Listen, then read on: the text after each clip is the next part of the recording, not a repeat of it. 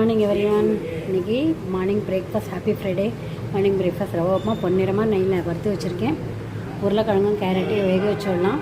உப்பு போட்டு தண்ணி விட்டு அதுக்கப்புறமா அதை எடுத்துகிட்டு கடுகு உளுத்தம்பருப்பு கடலைப்பருப்பு தாளிச்சு போட்டு கருவேப்பிலை பச்சை மிளகாய் இஞ்சி தக்காளிலாம் வதக்கிட்டு வேக வச்ச காயை போட்டு தண்ணி விட்டு உப்பு போட்டுட்டு ரவையை போட்டு கொத்தமல்லி தூவிட்டேன்னா உப்புமா ரெடி ஆகிடும். பண்ணலாம்.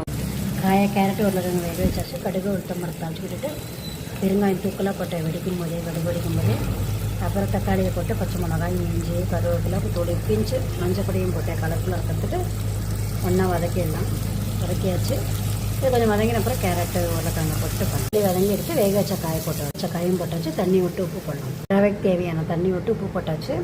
நல்லா கொதிக்கட்டும். அப்புறம் ரவையை போட்டு கொத்தமல்லி போடணும். நல்லா கொதிச்சு வருது பாருங்கள் தண்ணி. இப்போ தான் நம்ம ரவையை போடணும். நெய் போட்டேன் 2 ஸ்பூன். கொத்தமல்லியும் தூவி வச்சு ஒன்றா கலரிடலாம். சூப்பரான ரவை உப்புமா ரெடி ஆகிடும். முன்னாடியே இந்த ரெசிபி போட்டிருக்கு. இருந்தாலும் பார்க்காதவங்க பார்க்கணுன்றதுக்கோசரம் திருப்பி போடுறேன். ரவையை போட்டு அப்படி கொதிச்சு இதெல்லாம் ஒன்று கொதிக்கிறத பாருங்கள். மூடி வச்சுலாம் வெளியில் தெளிக்கும். சூப்பரான ரவை உப்புமா ரெடி ஆகிடுது. இந்த மெத்தட் பண்ணி பாருங்கள். ரொம்ப டேஸ்ட்டாக இருக்கும். பார்த்து கமெண்ட் பண்ணுங்கள். சப்ஸ்கிரைப் பண்ணுங்கள். Please thank you so much for வாட்சிங். ரவா கிச்சடின்னு சொல்லலாம், உப்புமாவும் சொல்லலாம். ரவை உப்புமா தொட்டுக்கிறதுக்கு தக்காளி சட்னி அரைச்சோம்னா தக்காளியை 2 கட் பண்ணிவிட்டு நல்லெண்ணெய் விட்டு உளுத்தம்பருப்பு போட்டு 2 காஞ்ச மிளகா போட்டு பெருங்காயம் தூக்கில் போட்டு வறுத்தாச்சு.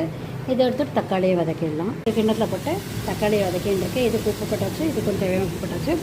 நல்லா இது இறக்குறேன்னு அரைச்சிட்டு அப்புறம் தக்காளி போட்டு அரைச்சிட்டோம்னா சட்னி ரெடி ஆகிடும். தக்காளி நல்லா வதங்கி எடுத்துடலாம். ஆறின அப்புறம் அரைச்சிடலாம். உளுத்தம்பருப்பு வறுத்ததை பொடி பண்ணியாச்சு. ரொம்ப நைஸாக அரைக்கூடாது. கொஞ்சம் கரகரன்னு அரைச்சோம். இப்போ தக்காளி போட்டு அரைச்சோம். அப்புறம் தக்காளி சட்னியாக ரெடி ஆகிடுது. சட்னியில் பச்சை கொத்தமல்லியும் சேர்த்து போட்டு ஒரு சுற்றி அரைச்சிட்டோம்னு வச்சுக்கோங்க. சூப்பராக இருக்கும் டேஸ்ட். தக்காளி சட்னியும் ரெடி ஆகிடுது.